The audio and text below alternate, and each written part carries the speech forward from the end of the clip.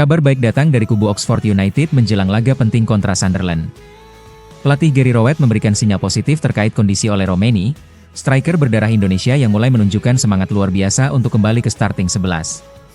Sebelumnya, Romeni sempat absen dari susunan pemain utama saat melawan Cardiff, namun kini ia tampil penuh motivasi di sesi latihan.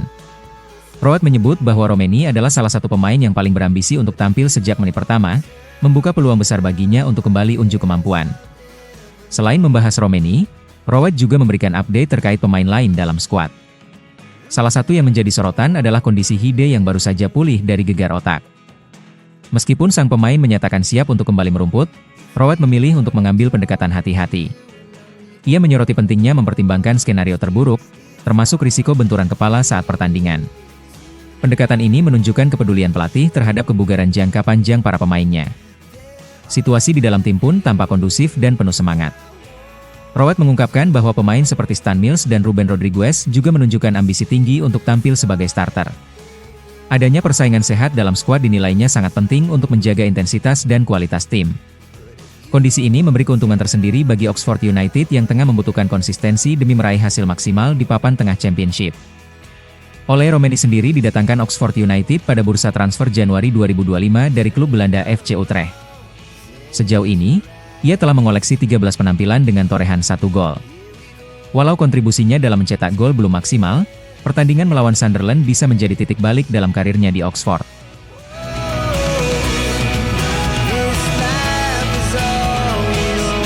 Penampilan solid Elkan Bagot dalam 2 laga terakhir bersama Blackpool sukses menarik perhatian sang pelatih Steve Bruce. Bek bertinggi 196 cm ini kembali menjadi starter setelah absen panjang akibat cedera, dan langsung tampil meyakinkan di jantung pertahanan. Bruce bahkan menjulukinya Big Elkan sebagai bentuk penghargaan terhadap kehadirannya yang dominan di lini belakang. Meski musim ini cukup berat bagi Bagot, momen comeback-nya tampaknya menjadi titik balik yang bisa menentukan masa depannya di klub. Steve Bruce secara terbuka menyatakan bahwa masa depan pemain pinjaman sedang menjadi perhatian utama menjelang akhir musim. Dari 5 pemain pinjaman yang dimiliki Blackpool, Elkan termasuk salah satu yang sedang dievaluasi untuk musim depan. Performa apiknya dalam 2 pertandingan terakhir menjadi nilai tambah besar di mata Bruce.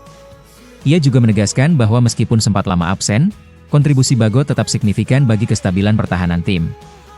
Yang membuat situasi makin menarik, kontra Elkan Bagot bersama Ipswich Town akan segera berakhir di akhir musim ini. Jika klub induknya memilih untuk tidak memperpanjang kontraknya, maka Blackpool berpotensi mendapatkan Bagot secara gratis. Peluang ini menjadi sangat menggiurkan bagi Steve Bruce, terutama karena ia sudah melihat langsung potensi besar sang pemain. Pembicaraan internal klub terkait kemungkinan kontrak permanen disebut akan segera dilakukan dalam waktu dekat. Di luar Inggris, masa depan Elkan juga menjadi perhatian publik sepak bola Indonesia. Setelah absen dari skuad Garuda pasca Piala Asia 2023, banyak yang berharap ia segera kembali memperkuat timnas. Fokusnya untuk membuktikan diri di level klub memang dimaklumi, namun jika status klubnya sudah jelas, kans untuk kembali mengenakan seragam merah putih bisa terbuka lebar.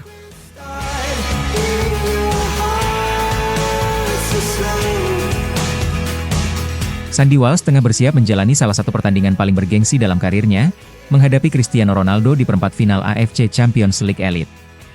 Bek timnas Indonesia itu masuk dalam skuad Yokohama Marinos yang bertolak ke Jeddah untuk melawan Al Nassr.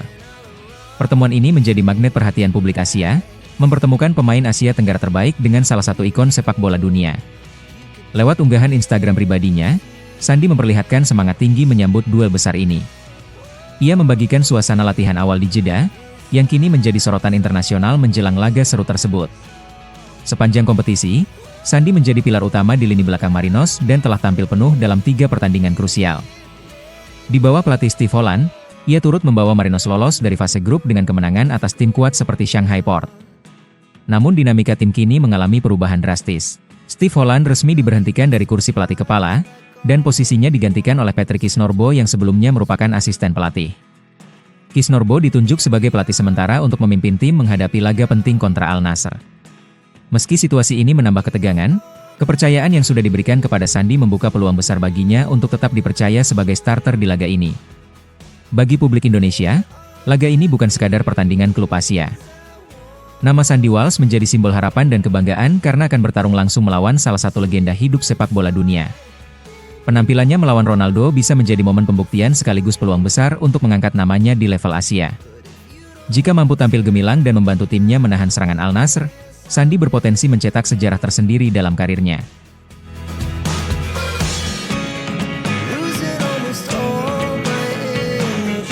Jay Itzes kembali mencuri perhatian publik sepak bola Eropa setelah dipantau langsung oleh Direktur Olahraga Torino. Momen itu terjadi saat laga Serie A antara Empoli dan Venezia di mana Fagnati hadir untuk mengamati dua pemain potensial. Salah satunya adalah Jay Itzes, bek tengah andalan Venezia yang performanya terus menanjak sejak membawa timnya promosi ke Serie A musim ini. Pemantauan ini menandakan bahwa Torino mulai serius mempertimbangkan Itzes sebagai target utama untuk bursa transfer musim panas. Selain kualitas bertahan Jay yang stabil dan meyakinkan, ada faktor hubungan personal yang memperkuat minat Torino.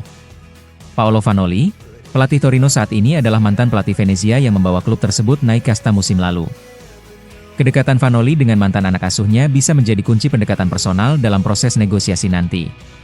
Meski Vanoli sudah hijrah ke Turin, Jay tetap bertahan dan menjadi tembok kokoh di jantung pertahanan Venezia. Keteguhan itu kini membuahkan perhatian dari klub-klub papan tengah Italia. Meski tampil gemilang, Jay Itzes kini berada dalam situasi sulit bersama Venezia. Klubnya tengah terpuruk di zona degradasi, menempati peringkat ke-18 dengan hanya 25 poin. Sementara itu, Torino tampil lebih stabil dan tengah bersaing di papan tengah klasemen Serie A. Perbedaan posisi ini bisa menjadi faktor pendorong bagi Jay untuk mempertimbangkan langkah karir berikutnya. Bermain di klub yang lebih mapan bisa memperbesar peluangnya untuk berkembang dan semakin memperkuat posisinya di timnas Indonesia, terutama menghadapi kompetisi internasional yang lebih berat. Nama Jay Itzes kini mulai diperbincangkan sebagai salah satu komoditas panas di bursa transfer, terutama untuk klub-klub yang tengah mencari bek muda dengan visi bertahan modern. Dengan usia 24 tahun, ia dinilai sebagai investasi jangka panjang yang menjanjikan.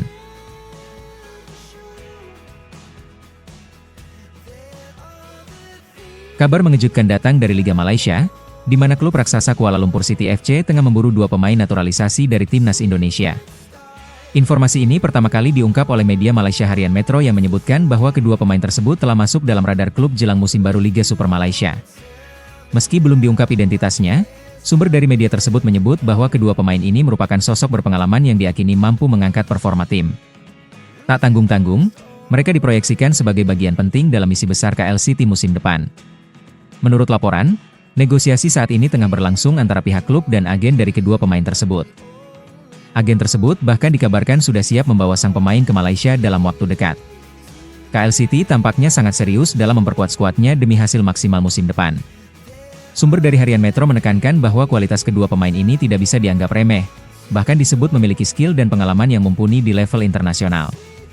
Mereka dipandang mampu membawa pengaruh positif dalam permainan dan atmosfer tim. Menariknya, langkah KL City memboyong dua pemain timnas Indonesia ini bukan semata soal taktik dan strategi di lapangan.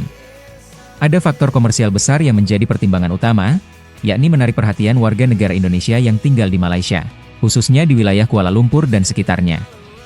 Dengan semakin sepinya stadion selama pertandingan Liga Super Malaysia, kehadiran dua pemain Indonesia ini diharapkan mampu membangkitkan kembali antusiasme supporter. Apalagi jumlah pekerja asal Indonesia di Kuala Lumpur tergolong besar dan potensial untuk menjadi basis fan baru KL City.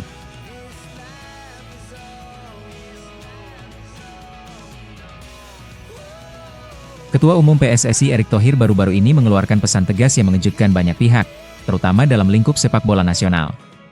Dalam sebuah pertemuan internal bersama staf Timnas Indonesia, Erick mengingatkan seluruh elemen untuk melakukan muhasabah diri atau introspeksi mendalam. Ia menekankan bahwa mimpi besar Timnas Indonesia untuk tampil di Piala Dunia bukan hanya sekadar slogan, tapi butuh komitmen nyata dari seluruh pihak. Pesan ini disampaikan langsung dalam video yang diunggah di akun Instagram pribadinya, memperlihatkan suasana serius dan penuh refleksi. Erick menyoroti pentingnya standarisasi pengelolaan dalam tim nasional, mulai dari manajemen hingga teknis di lapangan. Ia menanyakan kepada semua yang hadir siapa yang ingin ke Piala Dunia dan menegaskan bahwa keinginan saja tidak cukup, tanpa keseriusan membenahi standar kerja. Ia menyadari bahwa dalam 2 tahun terakhir, perkembangan sepak bola nasional sudah cukup signifikan. Timnas Indonesia kini bisa bersaing di level lebih tinggi, bahkan telah menembus babak ketiga kualifikasi Piala Dunia.